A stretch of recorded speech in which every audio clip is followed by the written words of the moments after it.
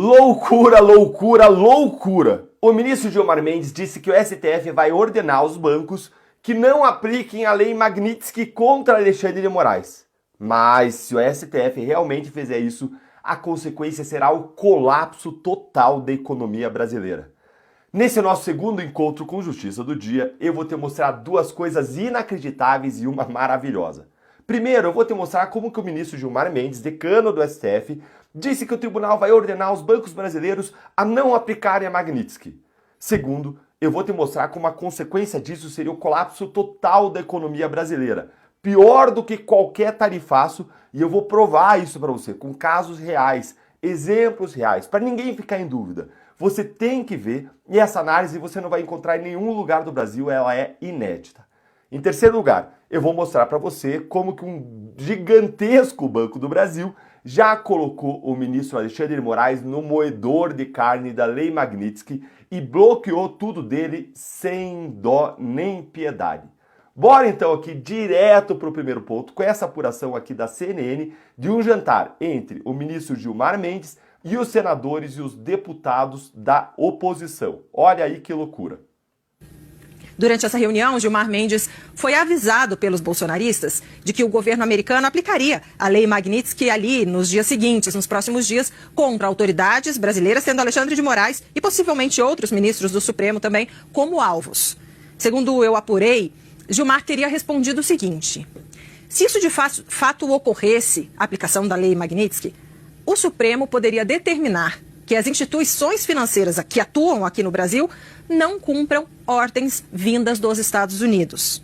Então, essa foi a resposta. Quando disseram, aliados de Bolsonaro disseram para Gilmar Mendes, segundo eu apurei, que a lei Magnitsky estava chegando essa semana, ele disse, ele não recuou e disse, olha, então a gente pode determinar, eventualmente, sim, soltou com uma ideia, que as instituições financeiras não cumpram as determinações vindas dos Estados Unidos. Olha, eu tenho uma coisa para te dizer e para dizer para o ministro Gilmar Mendes. Vai lá então, ministro, faz isso, vai, a gente confia no seu potencial. Faz isso, ministro, só para a gente ver uma coisa, faz. E dê a decisão você também, que é decano do STF, escrevendo lá que o Brasil é soberano, que o Brasil não se submete a inimigos nacionais e estrangeiros, como o Moraes fez. E assine a decisão depois com o seu nome lá, Gilmar Mendes. Faça isso, ministro, só para a gente ver uma coisinha, que aí você vai ver o maior 24 horas da sua vida. Isso se é que demorar 24 horas. Gente, isso aqui só pode ser loucura, isso aqui não tem explicação. Se você também acha que o ministro Gilmar Mendes enlouqueceu por querer sugerir, você quer sugerir isso, já enlouqueceu, sugerir uma coisa dessas, senta o dedo no like com força aí, porque isso aqui não é possível. Tem, é claro, sempre uma outra hipótese, né? Ele pode estar blefando, já vamos pensar nisso junto. Vai me contando aí nos comentários se você acha que é loucura ou se você acha que é blefe. E bora aqui para o segundo ponto, porque eu vou explicar para vocês agora por que isso aqui é loucura.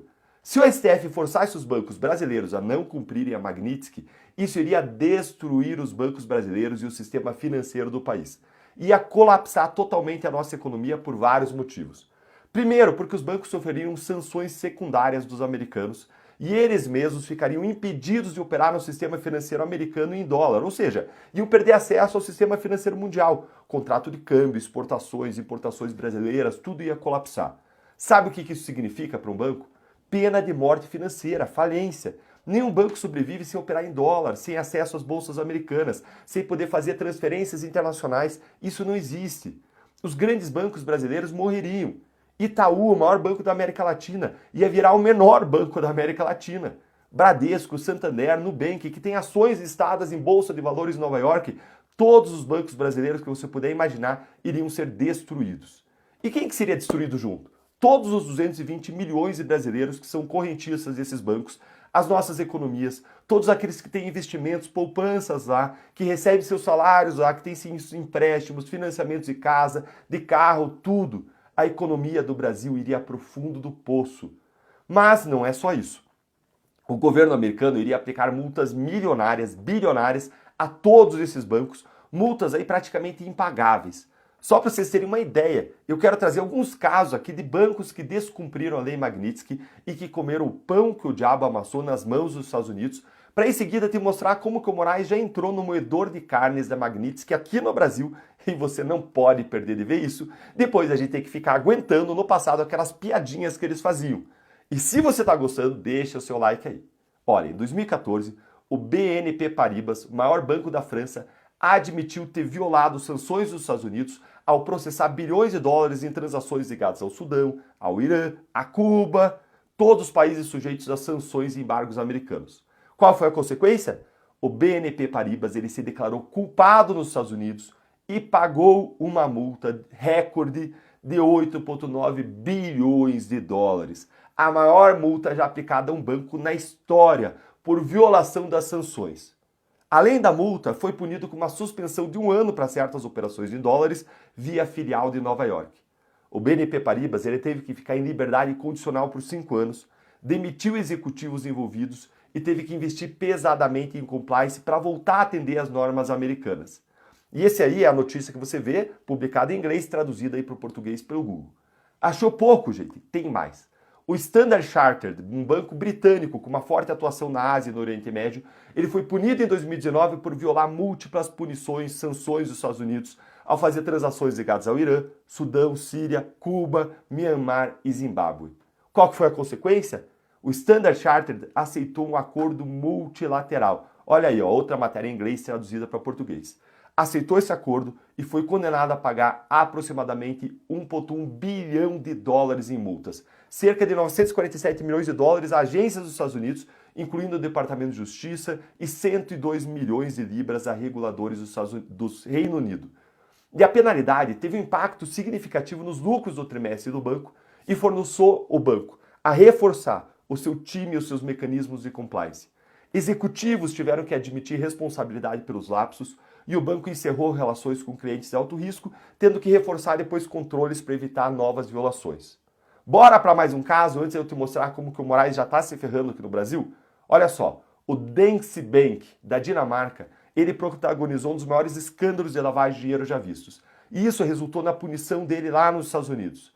A filial dele na Estônia ela tinha permitido que cerca de 200 bilhões de euros em fundos e clientes estrangeiros de alto risco, principalmente da Rússia, circulassem pelo sistema financeiro americano entre 2008 e 2015. E qual foi a consequência? Olha aí mais uma matéria traduzida pelo português aí pelo Google. Ó. Qual foi a consequência? Em 2022, depois de uma longa investigação internacional, o Danske Bank aceitou sua responsabilidade nos Estados Unidos.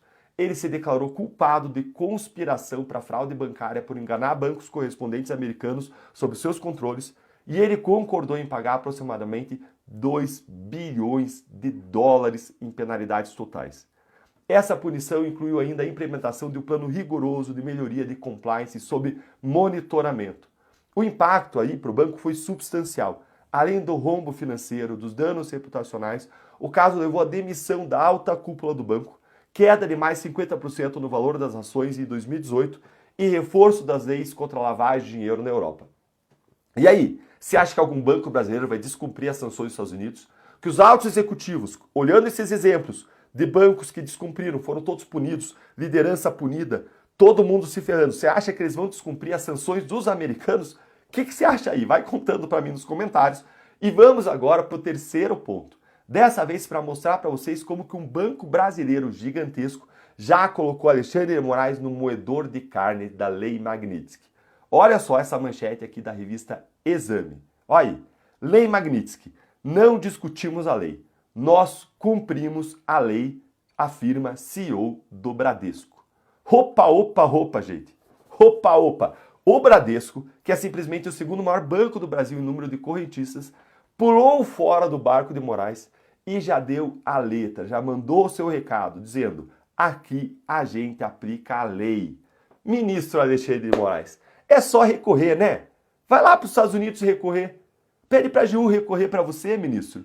Olha como o entendimento inicial do Bradesco é de que realmente vai ter que bloquear tudo de Moraes porque o banco atua nos Estados Unidos. O entendimento inicial é de que a Lei Magnitsky pode envolver todos os bancos que realizam negócios nos Estados Unidos. O Bradesco, que possui uma agência bancária, uma filial do banco e 2 broker-dealers, intermediárias de operações nos Estados Unidos, tem uma presença significativa no mercado americano. O Bradesco já sabe muito bem o que acontece com quem descumpre a Lei Magnitsky. Gilmar Mendes e os demais ministros do Supremo, no entanto,